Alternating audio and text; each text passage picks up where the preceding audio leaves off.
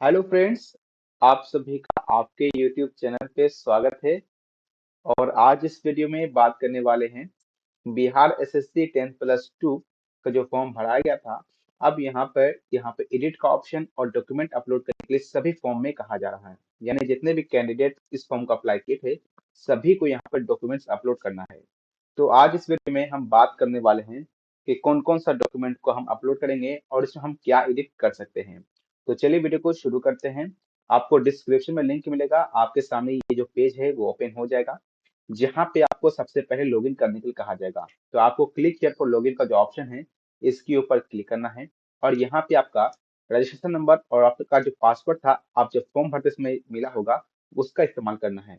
अगर आपके पास अभी रजिस्ट्रेशन नंबर और पासवर्ड नहीं पता चल रहा है तो यहाँ पे फॉरगेट योर रजिस्ट्रेशन नंबर और फॉरगेट योर पासवर्ड का ऑप्शन मिला है। आप यहाँ पे फॉरगेट करके अपने मोबाइल या ईमेल आईडी पे पासवर्ड को मंगा सकते हैं। अब यहाँ पे क्या करना है, जो आपका रजिस्ट्रेशन नंबर है इसके ऊपर क्लिक करना है और आपका जो भी रजिस्ट्रेशन नंबर था वो मेंशन करना है और जो भी आपका पासवर्ड था वो यहाँ मेंशन करना है। इसके बाद यहाँ पे कैप्चा कोड दिखेगा, इस कैप्चा कोड को डालकर लॉगिन के ऊपर क्लिक करना है। और उसके बाद यहाँ पे जब लॉगिन हो जाएगा तो यहाँ पे आपको देखेंगे सबसे पहले click here for preview and edit your details. अगर फॉर्म में कुछ गलती हो गया हो तो ही यहाँ पे क्लिक करेंगे और उसके बाद अगर सब कुछ सही होगा तो आप लास्ट में नीचे आएंगे तो आपको वहाँ पे सेव एंड नेक्स्ट का ऑप्शन मिलेगा। अब यहाँ पे क्या एडिट कर सकते हैं, तो यहाँ पे जो एडिट डिटेल्स का ऑप्शन मिलेगा क्लिक करना है। जहाँ पे आप देख पाएंगे कि यहाँ पे आपका नाम है, कुछ गलती है तो आप यहाँ पे नाम सुधार सकते हैं।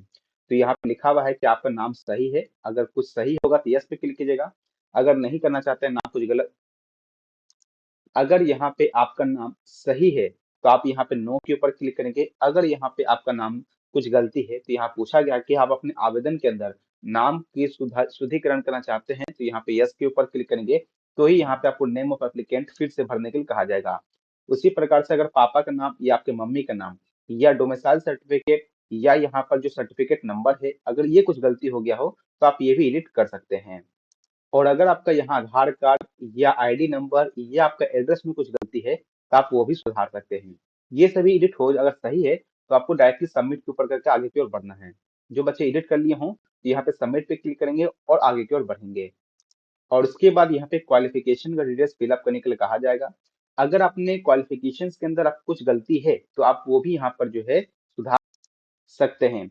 अगर ये भी सब कुछ सही है तो यहाँ पे आपको डिक्लेरेशन के ऊपर क्लिक करना है और जो सेव एंड नेक्स्ट का ऑप्शन है इसके ऊपर क्लिक करके आगे की ओर बढ़ जाना है। अब यहाँ पे अगर कुछ एडिट करना चाहते हैं अपने क्वालिफिकेशन के अंदर तो यहाँ पे आप सभी चीज में यहाँ पे चेंज कर सकते हैं, चाहे सब्जेक्ट का नाम हो, चाहे बोर्ड का नाम हो, चाहे नंबर हो, परसेंटेज हो, पासिंग ईयर या सर्टिफिकेट नंबर या कुछ टेक्निकल स्किल जो आपके पास में है वो भी यहाँ पे आप दे सकते हैं अगर आप यहाँ पे देना चाहते हैं तो। और उसके बाद ही यहाँ पे आप क्या करेंगे, सेव एंड नेक्स्ट के ऊपर क्लिक करके आगे की ओर बढ़ेंगे।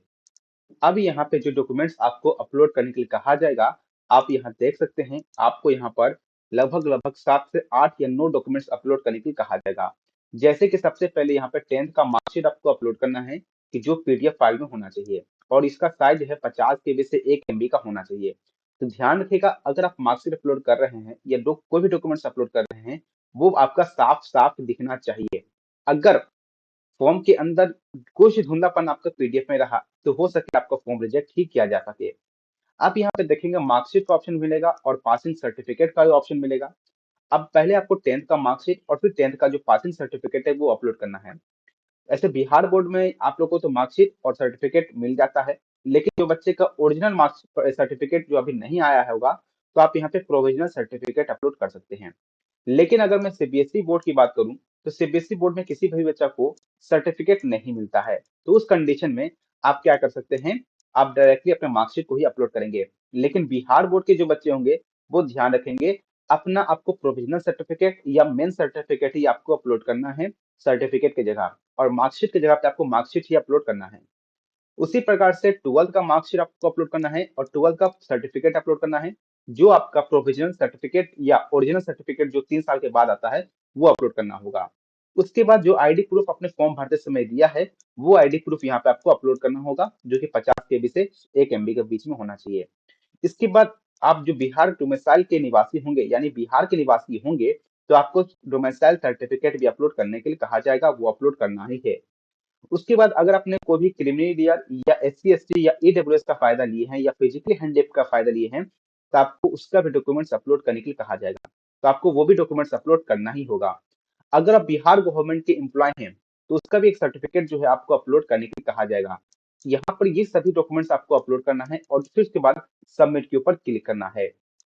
और मेन बात यहाँ पे ये आता है कि ये सभी डॉक्यूमेंट्स किस डेट तक का बना होना चाहिए।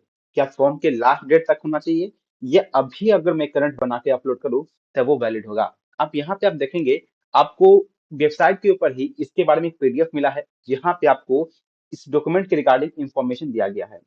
अब यहाँ पे देख सकते हैं, लिखा गया अभ्यर्थियों द्वारा सुसंगत प्रमाण पत्रों के अतिरिक्त अन्य प्रमाण पत्र या अभिलेख अपलोड किए जाने की स्थिति में आयोग द्वारा उनके विरुद्ध विधि सम्मत कार्रवाई की जा सकती है एवं उनका अभ्यर्थित्व भी रद्द किया जा सकता है। यानी आपसे जो डॉक्यूमेंट मांगा गया है, आप उसके अलावा कोई और डॉक्यूमेंट अपलोड करते हैं गलती से, तो हो सके आपका उम्मीदवारी रद्द किया ही जाएगा। आपको मैंने बता दिया कि आपको क्या क्या डॉक्यूमेंट्स अपलोड करने हैं, तो यहाँ पे ये सारे डॉक्यूमेंट्स यहाँ पे मेंशन किया गया है। और देखिए यहाँ पे ये भी लिखा गया है कि जो बच्चे कंप्यूटर का भी यहाँ पे दिए हैं सर्टिफिकेट या कोर्स कंप्लीट किए हैं और टाइपिंग का भी किए हैं, तो उनको टाइपिंग का भी और कंप्यूटर का भी जो है आपको डिटेल्स फिलअप करना है, यानी उसका जो सर्टिफिकेट है वो अपलोड करने के लिए कहा जाएगा। अगर आप एक सर्विसमैन हो तो भी आपको अपलोड करना है।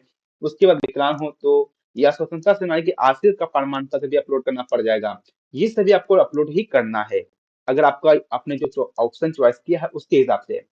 अगर आपको सब कुछ सही है, तो आप यहाँ पे एक डिक्लेरेशन मिलेगा, इसके ऊपर क्लिक करना है और फिर आपको आगे की ओर बढ़ना है। लेकिन अगर आपने अपलोड डॉक्यूमेंट्स किया, अगर आपको लगा कि नहीं डॉक्यूमेंट्स में अभी तक कुछ गलती लग रहा है, तो आपको री अपलोड डॉक्यूमेंट्स ये सर्टिफिकेट का ऑप्शन मिलेगा भी, आप उसको री अपलोड करके सही कर सकते हैं। लेकिन आपने अपलोड डॉक्यूमेंट्स को अपलोड किया, उसके बाद में सबमिट भी कर दिया और उसके बाद आपको पता चलता है कि आपने कुछ डॉक्यूमेंट्स में गलती अपलोड कर दिया है, तो वहां पर एडिट नहीं होने वाला है। यहाँ पे लिखा है, आवेदन पूर्ण रूप से समर्पित करने के उपरांत अभ्यर्थी किसी प्रकार का सुधार नहीं कर पाएंगे। ये ध्यान रखना है, डॉक्यूमेंट्स एक बार अपलोड हो गया, फॉर्म सबमिट करने के बाद दोबारा आप एडिट कुछ भी नहीं कर सकते हैं, चाहे आपका नाम हो, चाहे सर्टिफिकेट हो, चाहे आपका एजुकेशन क्वालिफिकेशन हो। ध्यान रखना है, यहाँ पे लिखा गया प्रिंट अपडेटेड एप्लीकेशन फॉर्म, यानी कि जो भी एप्लीकेशन फॉर्म आपने प्रीवियस निकाला था जब पहली बार फॉर्म भरते हैं, वो आपको रखना ही रखना है। लेकिन साथ में आपको जो नया अपडेट जो इस बार जो निकलेगा एक बार और प्रिंट, आपको वो भी प्रिंट अपने पास रखना होगा। और ध्यान रखिएगा, आपको प्रिंट अपना पेमेंट स्लिप को भी प्रिंट करा के रखना है। आपको ये दोनों चीज इंपॉर्टेंट है, जब कहीं मांगा जाएगा तो आपको देना है। अब यहाँ लिखा हुआ है, अभ्यर्थी विज्ञापन की अंतिम तिथि 11 दिसंबर 2023 तक का निर्गत प्रमाण पत्र ही अपलोड कर सकते हैं। यानी 11 दिसंबर तक का ही डॉक्यूमेंट यहाँ पे मांगा गया है, ये आप ध्यान रखेंगे। चेंज नहीं कर सकते यहाँ पर आप अपने कास्ट सर्टिफिकेट को यहाँ पे चेंज नहीं कर सकते हैं, ना ही DQ स्टेटस चेंज कर सकते हैं। इस प्रकार से जो आपको डिटेल्स है मैंने आपको बता दिया, इसमें क्या चेंज कर सकते हैं, क्या नहीं कर सकते हैं, कौन सा डॉक्यूमेंट अपलोड करना है, ये सभी मैंने आपको बता दिया। आशा करता हूँ ये वीडियो आपको समझ में आ गया होगा। अगर ये वीडियो अच्छा लगा हो तो प्लीज वीडियो को लाइक, वीडियो को शेयर, चैनल को सब्सक्राइब कीजिएगा। मिलेंगे जल्दी नेक्स्ट वीडियो में ऐसे ही वीडियो के साथ। Thank you for watching this video.